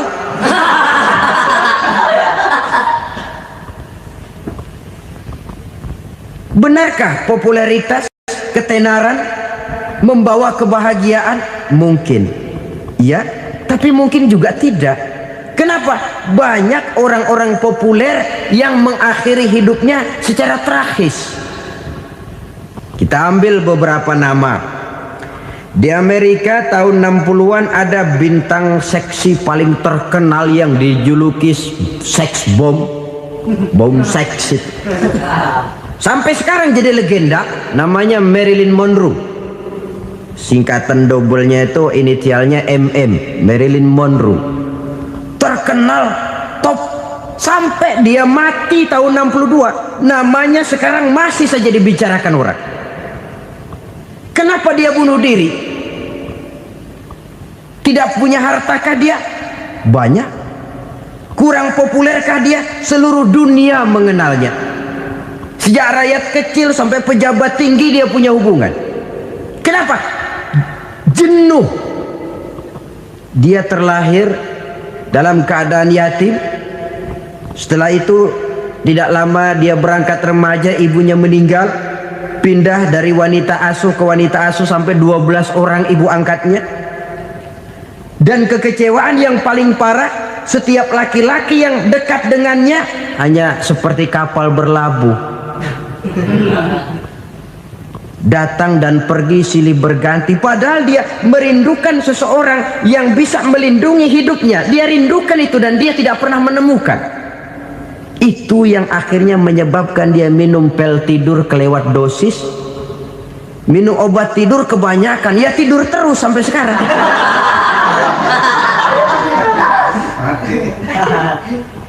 Dia mengakui, saya telah memiliki ketenaran, tapi saya tidak pernah hidup dalam ketenaran itu.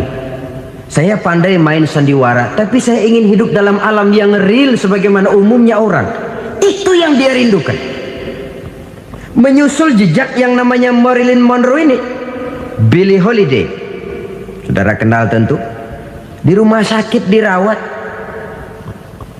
Dia juga minum obat overdosis, mati lagi.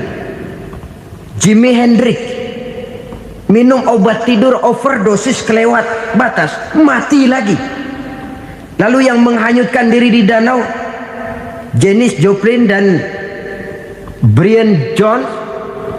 Ini orang-orang populer, orang-orang terkemuka yang mengakhiri hidup secara tragis, bukan karena tidak terkenal, mungkin karena sudah saking terkenalnya.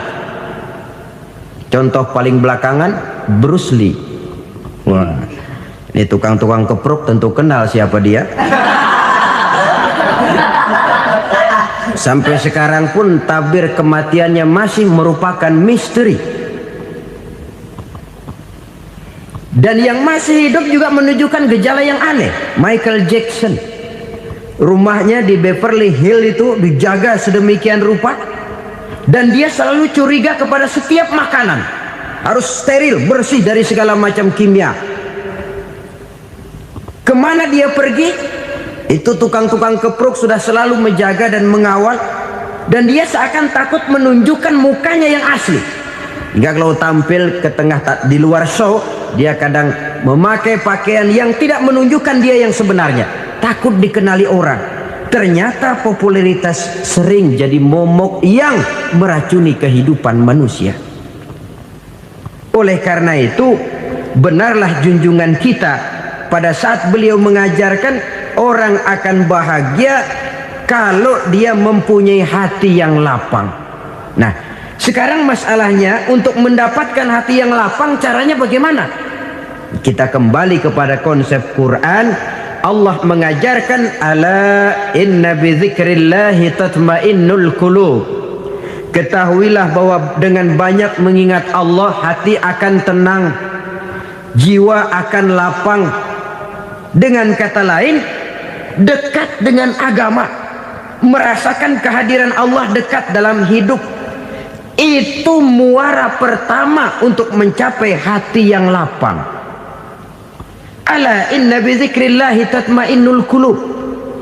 Jangan macam orang sekarang ingin mendapatkan ketenangan lalu tapak di puncak gunung, di gua-gua, di tempat sepi. Iyalah kalau nggak ada ular. Kalau tergigit ular berbisa, ketenangan belum, mati jelas itu. Islam positif untuk mendapatkan ketenangan. Ala inna bi dzikrillahi tatmainnul qulubi. Bahwa ketahuilah bahwa dengan banyak mengingat Allah, hati akan tenang, jiwa akan lapang, nuansa pikiran akan luas. Karena yang namanya bahagia ada dimanapun manusia berada. Di kampung ada bahagia, di kota ada bahagia, di ngarai, di lembah, di gunung, di hutan, di lautan, di angkasa luar, dimanapun bahagia itu ada kalau kita bermodalkan hati yang lapang ini. Dan hati akan lapang kalau kita dekat dengan agama. Dekat dengan harta buat sementara hati mungkin tenang, tapi ketenangan yang relatif dan temporer. Apalagi orang tiap kali tambah harta, tiap kali tambah rencana. Itu wajar. Mungkin sebelumnya saudara berpikir, kalau punya duit 5.000 enak nih. Begitu punya duit 5.000, aduh sayang kalau 10.000 aja. Tiap kali tambah harta, tiap kali lain rencana. Makin banyak rencana, makin menjauhkan kita dari yang namanya ketenangan. Padahal ketenangan merupakan unsur utama untuk mencapai bahagia. Dan ketenangan itu bermuara dalam hati manusia. Tengoklah kehidupan ini. Orang yang banyak harta dengan orang miskin, Berbedakah rasa sakit yang mereka tanggungkan? Rasanya tidak. Walaupun si kaya tidur di kasur empuk berselimutkan sutra mahal, sementara si miskin meringkuk di balai bambu yang keras dan kasar. Apabila maut datang, dia juga tidak pernah pilih bulu. Maut datang menjemput si kaya di singgasana keemasannya, dikelilingi oleh para pengasuh, dayang dan idang serta para pengawal. Dan maut pun datang menjemput si miskin papa, sehingga ia tergelepar di tepian jalan. Kedua-duanya bernama mati. Kalau nyata bahwa sakit yang ditanggung si kaya tidak beda dengan sakit yang ditanggung si miskin, bukan harta semata yang membuat orang bahagia. Hati yang tenang, jiwa yang lapang penuh kedamaian karena banyak berzikir dan mengingat Allah, itu merupakan modal utama untuk mencapai sesuatu yang bernama bahagia.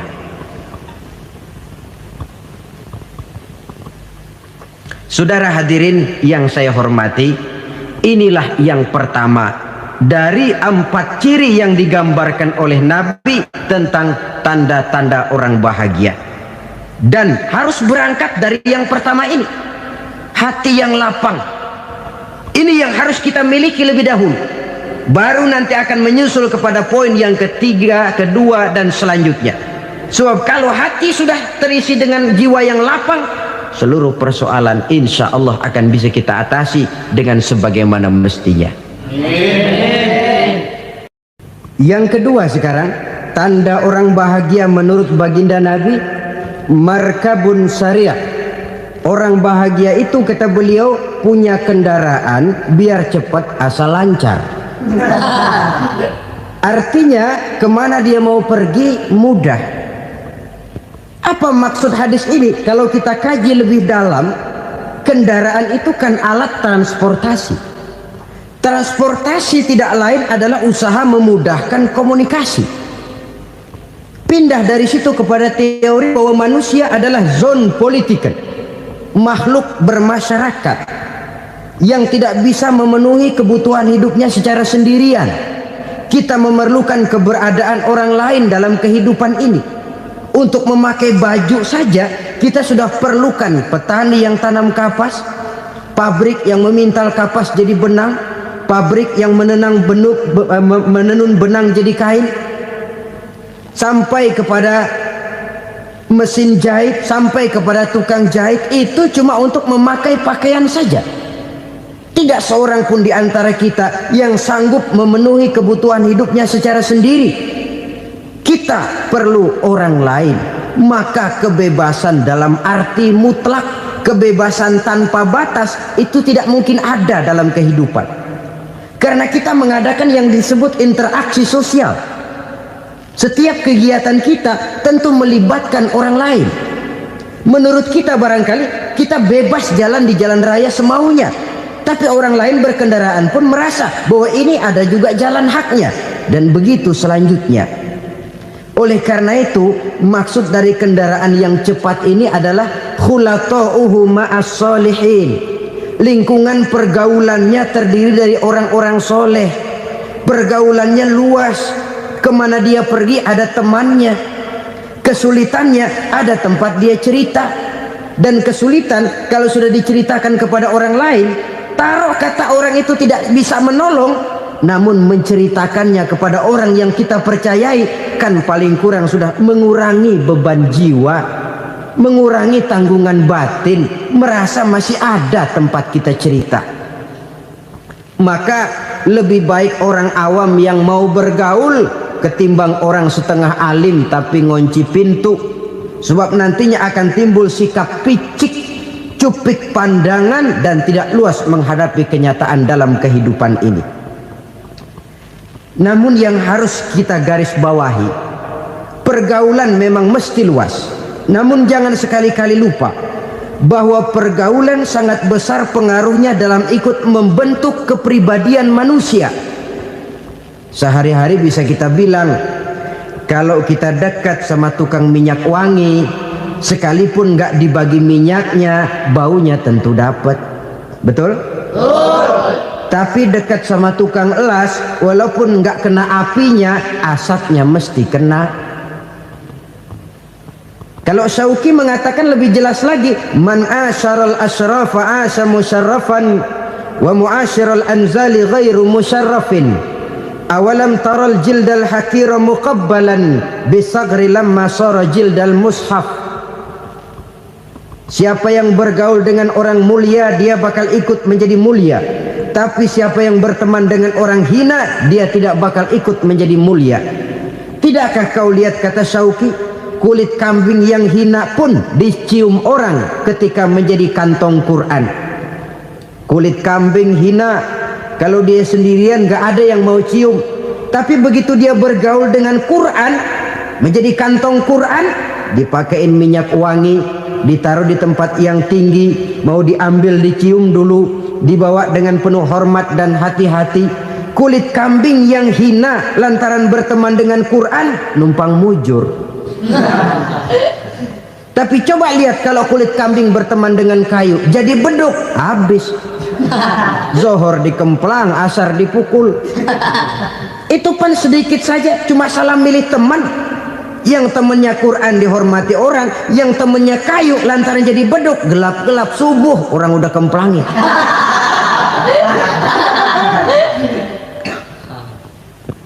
Maka terutama kepada adik-adik remaja yang masih mencari identitas diri, yang ibarat kaset masih kaset kosong, mudah diisi oleh apapun, pandai-pandailah memilih teman dalam bergaul.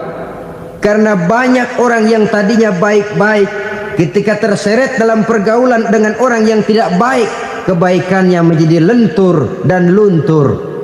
Tapi berapa banyak bajingan-bajingan tengik, orang-orang yang berlumur noda dan dosa, tiap hari melakukan maksiat, namun bergaul dengan orang yang baik-baik, pada akhirnya sedikit demi sedikit beringsut dan berangsur dia terbiasa mengikuti kebaikan-kebaikan. Saya tekankan ini kepada remaja karena mereka masih mencari identitas diri.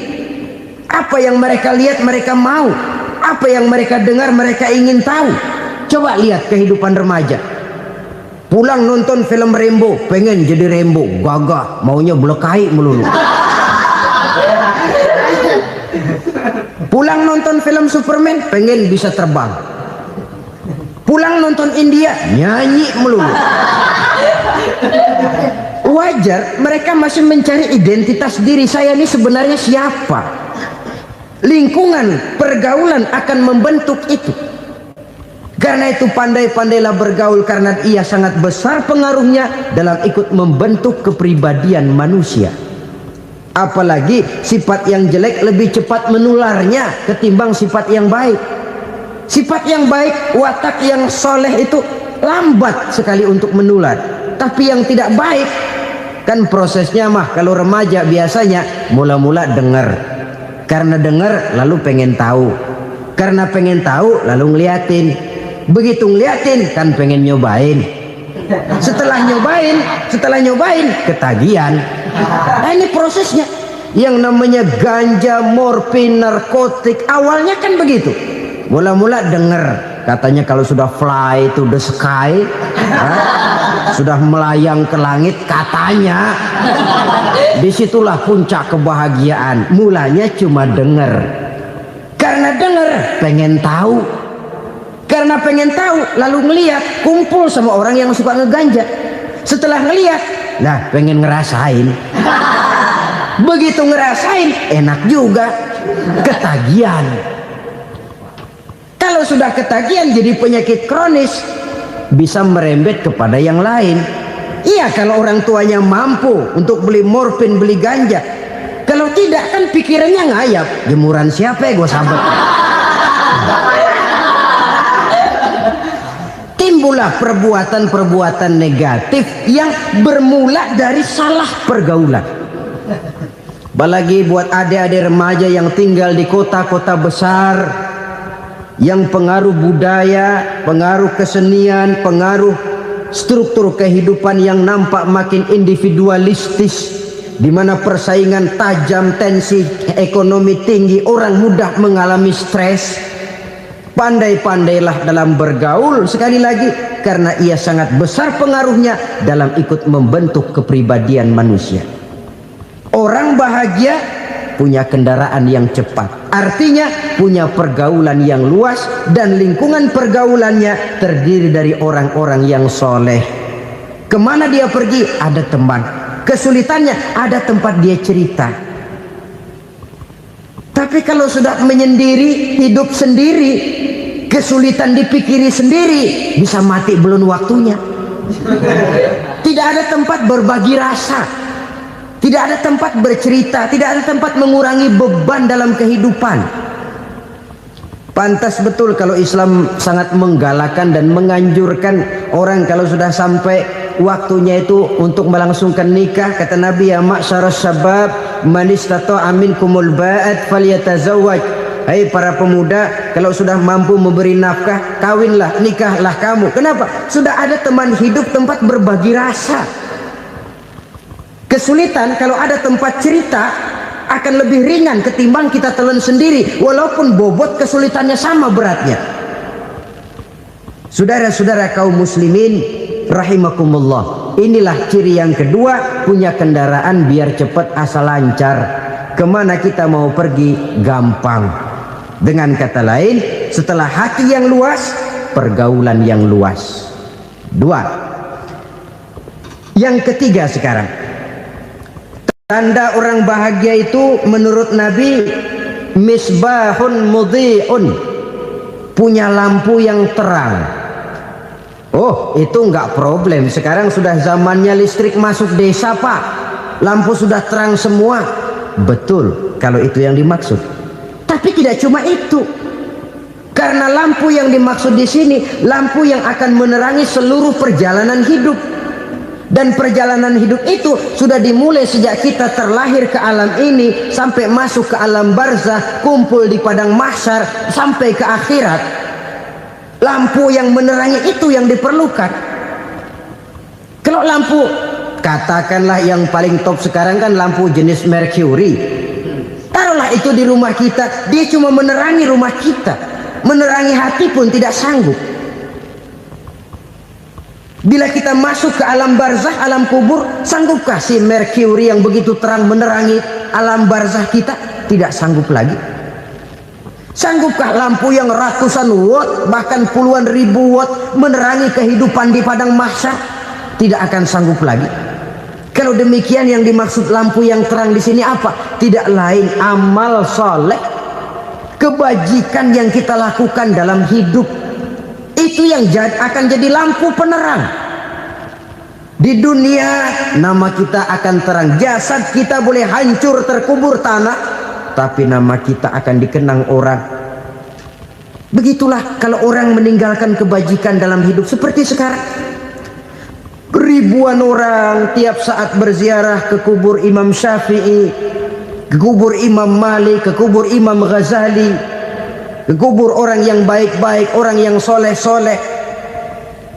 Kebajikannya yang ditinggalkan, yang mengukir namanya dengan tinta emas, sehingga saudara sudah terbaring di alam kubur. Orang lewat, Allah, ini kuburannya Fulan bin Fulan, dulu ini kebaikannya Masya Allah, saya ikut merasakan. Mari kita mampir sebentar, kita Fatihah, mohon disampaikan Allah pahalanya kepada almarhum. Al-Fatihah.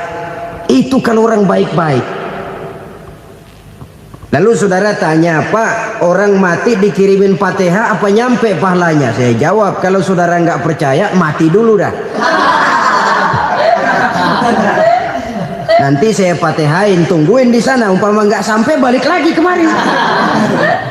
Sekarang ini kan maunya otak-otakan saja. Kalau nggak masuk otak, nggak percaya. Padahal alam gaib itu nggak bisa diotak-otakin. Sama saja dengan saudara pernah dengar cerita kapal tanpa emas tenggelam kan? Pernah nggak? Di mana? Ya, di laut Masalembo. Begitu ke tanpa emas tenggelam, ratusan penumpang itu terjun ke laut, dipermainkan gelombang, berjuang menghadapi maut itu. Orang lagi timbul tenggelam di lautan, dihantam ombak, kita tengokin pakai helikopter. Pak, lagi timbul tenggelam ya? Iya, tolongin. Jangan khawatir Pak, nih saya kirim intan Pak, harganya 10 juta. Kira-kira orang yang timbul tenggelam di laut seneng nggak? Tidak. Kan mahal toh intan 10 juta. Kenapa dia nggak senang? Karena intan 10 juta dalam kondisi seperti itu tidak sanggup menyelamatkan dia. Dia akan girang kalau dikirimin ban mobil bekas, dikirimin papan terentang atau bambu. Intan yang 10 juta dia nggak girang. Ban mobil bekas yang 1000 perak, tuh pegang, itu yang dia girang betul.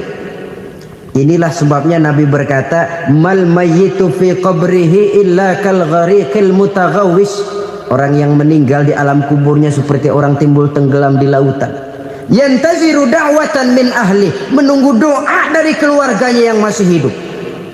Duh, bapak saya sudah meninggal, saya sayang benar sama dia.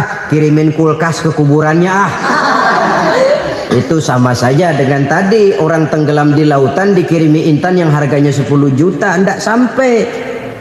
Begitulah kalau kebajikan yang kita tinggalkan dalam hidup, sudah mati pun kubur kita masih diziarahi orang. Tapi kalau jahat yang kita tinggalkan, boro-boro lah orang mau doa lewat dekat kuburan kita juga serem. Tuh bajingan no, dulu mati dipendem di situ tuh. Jangan lewat situ, ntar kesurupan, jangan. Lewat saja orang ngeri. Konon lagi membacakan Fatihah dan mengirimkan doa. Hidup pada hakikatnya adalah kesempatan untuk berbuat baik. Maka sekali kesempatan itu diberikan, manfaatkan dengan sebaiknya. Sebab kesempatan kedua tidak akan pernah ada. Kesempatan berbuat baik di sini, di akhirat sudah pembalasan namanya. Sekali kesempatan itu dicabut, dia tidak akan pernah dikembalikan lagi. Kata Iqbal, hidup tidak mundur ke belakang, Bung. Berhenti diinjak orang, mundur hancur. Tidak ada kata mundur dalam hidup ini. Berhenti diinjak orang, mundur kecebur. Tidak ada kata lain, harus maju dalam kehidupan dalam artian yang positif. Hidup adalah kesempatan untuk mengumpulkan kebajikan yang sebanyak-banyaknya. Di situ nilai daripada manusia. Sekarang ini memang nggak kelihatan kok, orang yang banyak pahala sama yang banyak dosa nggak kelihatan kok. Barangkali kalau habis bikin dosa palanya pada benjol, mungkin orang takut sama dosa. Tapi sekarang sama saja, orang yang banyak dosa dengan yang nggak banyak dosa jalan bareng dari belakang, sama, nggak kelihatan beda.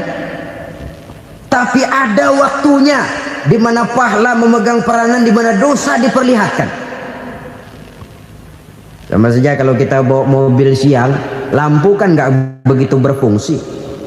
Apa lalu bilang, alah ini lampu berat-beratin, copot-copotin aja dah.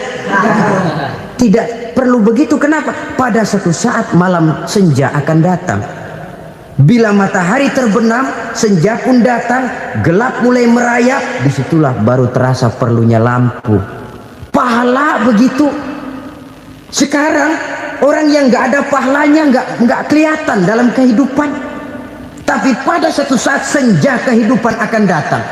Ajal merenggut nyawa, malam merayap, dan hidup mulai diliputi kegelapan di alam barzah. Dikala itu kalau nggak punya lampu, alangkah malangnya kita.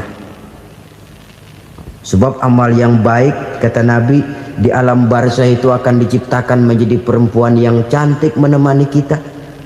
Amal yang jahat akan menjadi orang yang paling jelek nemenin kita. Sudah di tempat gelap yang nemenin jelek.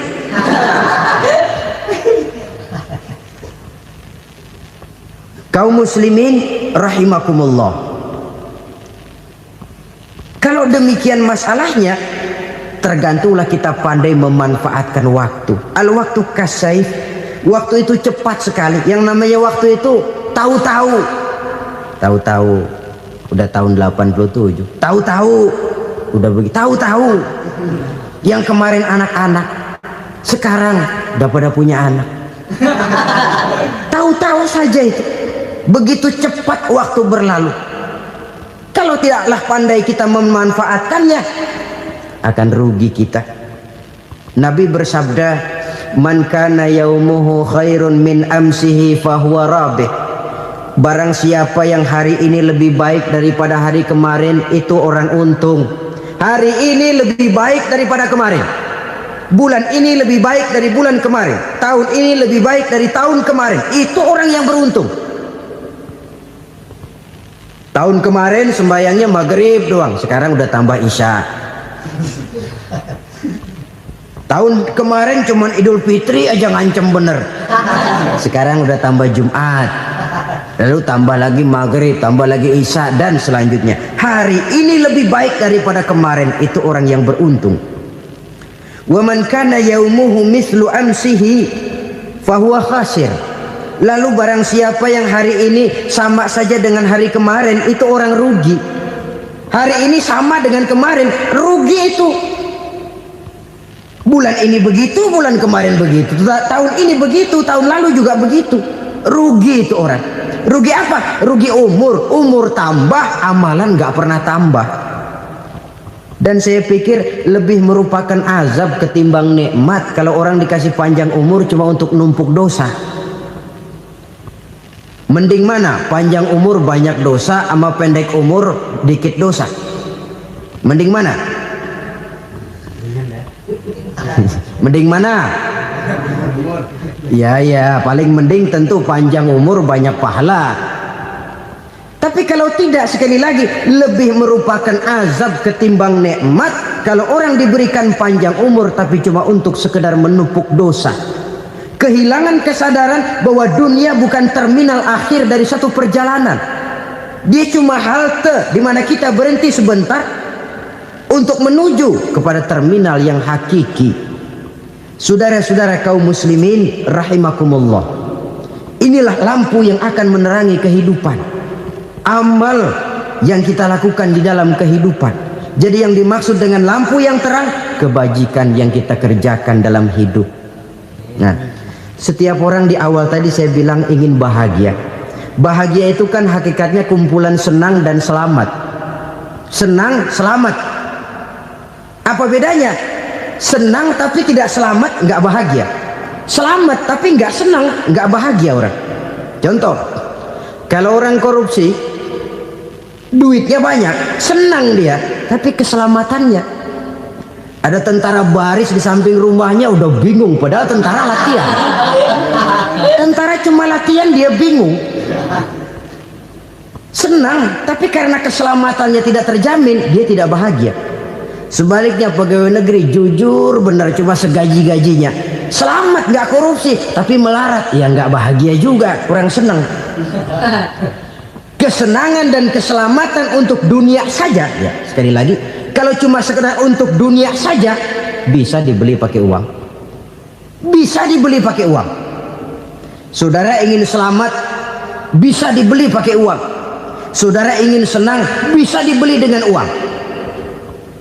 Tapi setelah mati masuk ke alam barzah, habis kekuasaan uang. Nggak bisa lagi beli keselamatan pakai uang, tidak mungkin lagi membeli kesenangan dengan uang. Di situ pahala yang megang peranan. Makin banyak pahala, makin banyak saham untuk membeli kesenangan dan keselamatan, untuk memperoleh yang namanya bahagia. Dan jangan lupa loh, di alam barzah kita nggak sebentar, menunggu datangnya kiamat. Loh iya, kalau kita begitu dikuburin terus kiamat datang, untung. Tapi kalau masih harus 1000, 2000, puluhan ribu tahun yang akan datang, dalam satu penantian yang begitu lama, tanpa saham untuk memperoleh kebahagiaan, satu kemalangan yang tidak ada pernah putus-putusnya. Janganlah tergelincir oleh kebahagiaan sebentar yang menipu dengan mengorbankan kebahagiaan hakiki yang berjangka panjang. Apa artinya senyum sejenak kalau harus ditebus dengan tangis seumur hidup? Biarlah kita minum jamu, pahit memang, getir memang, tapi kan besok badan sehat. Daripada sekarang minum sirup, manis memang, enak memang, tapi bibir pada jontor besoknya. Sirawan, batuk, nggak karu-karuan. Banyak orang tertipu oleh kesenangan yang sebentar, Padahal laisa kullu ma yalma'u zahaban. Belum tentu semua yang berkilat itu emas. Belum tentu semua yang gemerlap itu intan.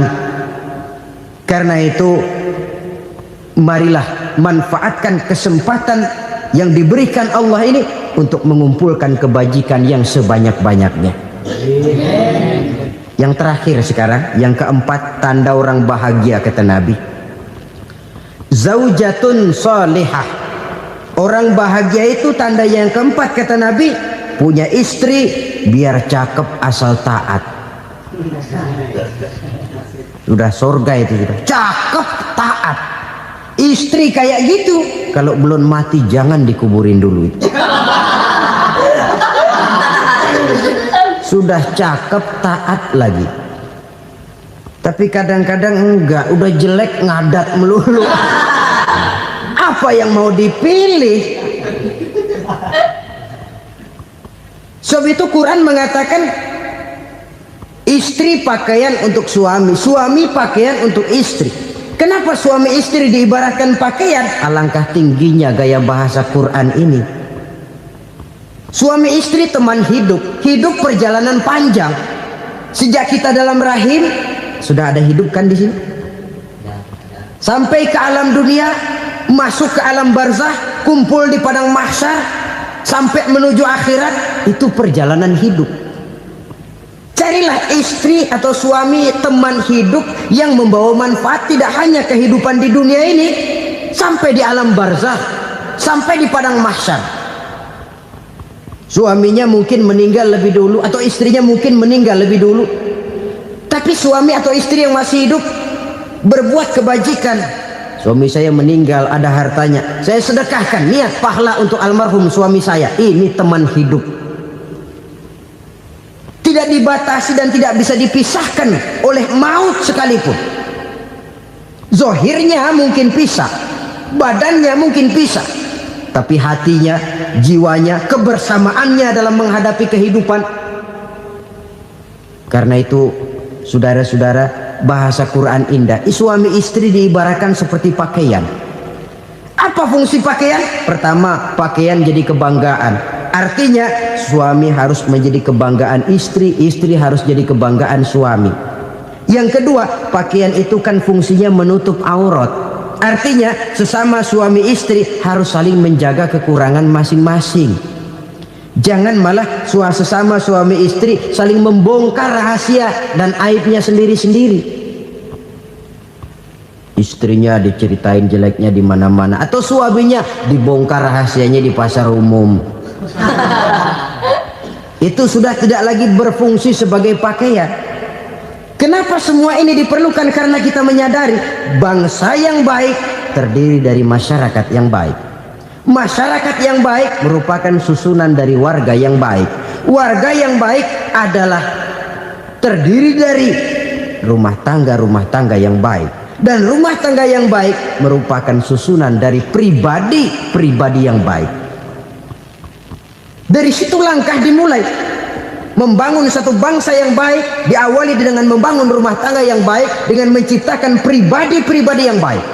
Sehingga dari sini diharapkan berkembanglah nilai-nilai kebaikan. Orang akan bahagia mempunyai istri yang soleh.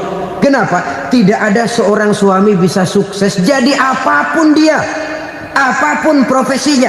Dokterkah, kiaikah, mubalikah, petanikah, pengusahakah, pejabat tinggikah, tidak ada seorang suami yang bisa sukses tanpa peran serta istrinya. Walaupun memang peranan itu tidak begitu kelihatan, tapi sangat menentukan. Karena itu, saudara hadirin yang saya hormati, Islam sangat menghargai kaum wanita, memberikan kedudukan yang tinggi sepanjang tidak mematikan kodrat kewanitaannya.